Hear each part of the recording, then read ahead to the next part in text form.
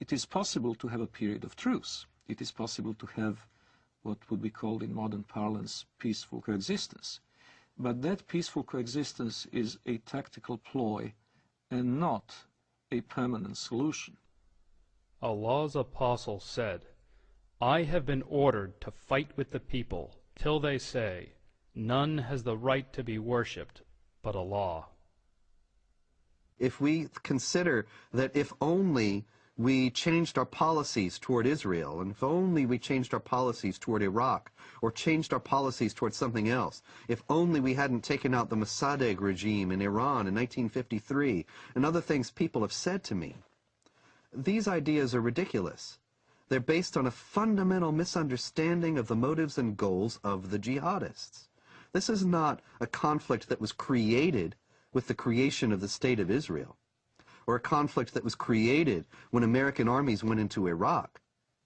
The global jihad has gone on without interruption, without significant interruption, since the 7th century.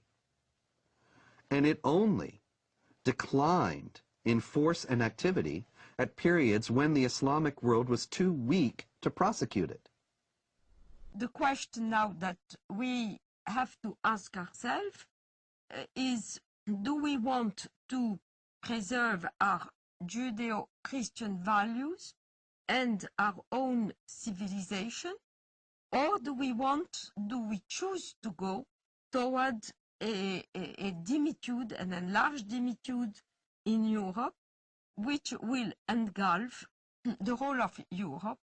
Maybe not America, but America will be isolated because it will have to deal in geopolitics with the Islamized demi-Europe.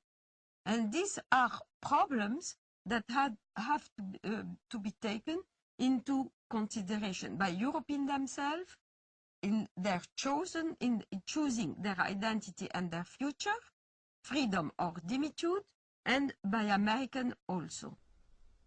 In order to defend itself against the onslaught of global jihad, which is coming in the century ahead, I have no doubt of that, the West would need to redefine itself and to say what exactly is the geographic and cultural space to be defended, and in the name of what. Defending it in the name of a tepid, lukewarm ideology of multiculturalism is impossible. Multiculturalism and postmodern liberalism are not worthy dying for. They're not something that can inspire people to do what their ancestors had done at Poitiers and at the walls of Vienna in 1683.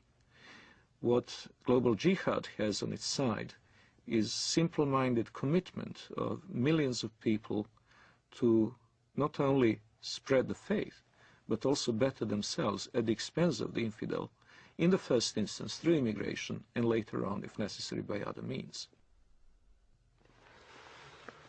What the West needs to understand about Islam is that Islam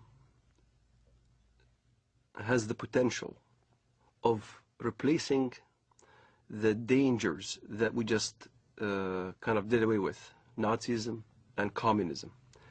Like Nazism and like communism, Islamism, the end justifies the means.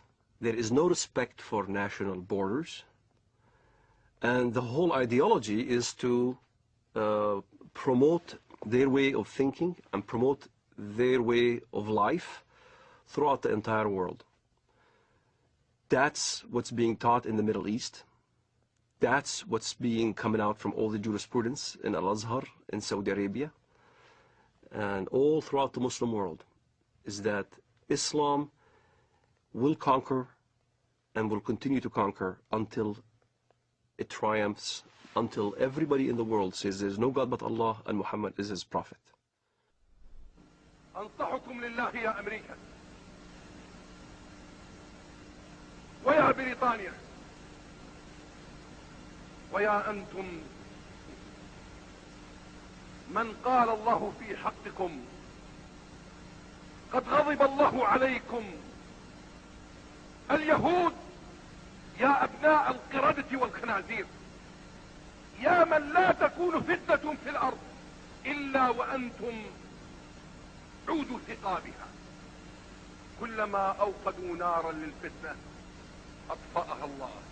أطفأ الله نوركم وأطفأ الله نيرانكم، ولكننا نحن الرجال الذين انتجبنا الله وأرادنا الله فجعلنا أولي البأس الشديد.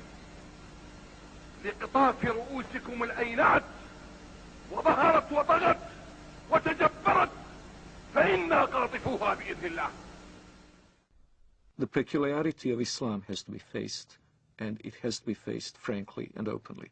Unlike others, and I am again saying this in the full knowledge that it will offend some Western ears, unlike the Hindus, unlike the Confucians, unlike the animists of sub-Saharan Africa, the Muslims have inherent tendency to expand and to convert the rest of the world not only to their religion, but to their outlook and to their legal and moral system. They will not state this openly while they're in a minority in the countries to which they immigrate, but we have seen this time and over again throughout history. Once they reach the numbers necessary to impose their will, they will do so. وسيعلم، والله لا أريد أذكر اسمه في هذا المنبر، الأمريكان ورئيسهم والبريطانيين ومن والاهم والصهاينة ربيبة ومصنع الكيان.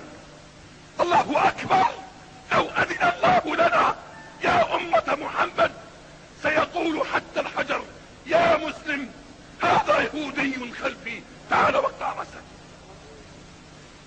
ونحن نقطعها، والله لا نقطعها أيها اليهود. الله أكبر، الله أكبر، الله أكبر. الجهاد في سبيل الله، الجهاد في سبيل الله، الجهاد في سبيل الله، النصرة لله. الله أكبر، الله أكبر يا أمة القرآن، الله أكبر يا أمة القرآن. الله أكبر، الله أكبر عليكم. الله أكبر والنصرة للمؤمنين. الله أكبر والنصرة للمؤمنين. الله أكبر والنصر للعراقيين. الله أكبر والنصر لنا بإذن الله. الله أكبر والنصر لنا. Miracles do happen. I do not know if it is another, maybe even deadlier terrorist attack that will act as a catalyst, or whether it will be a geopolitical confrontation in the Middle East itself, with Israel perhaps at serious peril. But I do hope and trust that a jolt will bring back into the minds and hearts of Westerners the awareness of the need to stand up and be counted.